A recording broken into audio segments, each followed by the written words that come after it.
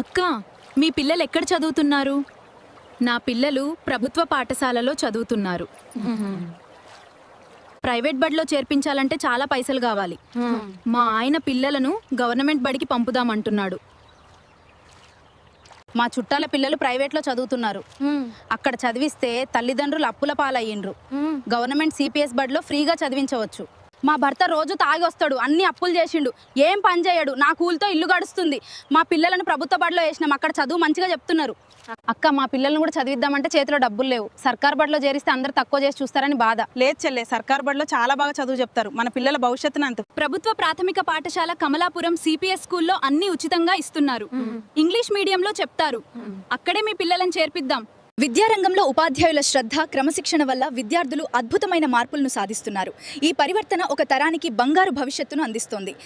మీ పిల్లల భవిష్యత్తుకు బంగారు బాటలు వేయాలంటే ప్రభుత్వ ప్రాథమిక పాఠశాల కమలాపురం సిపిఎస్లో చేయించండి.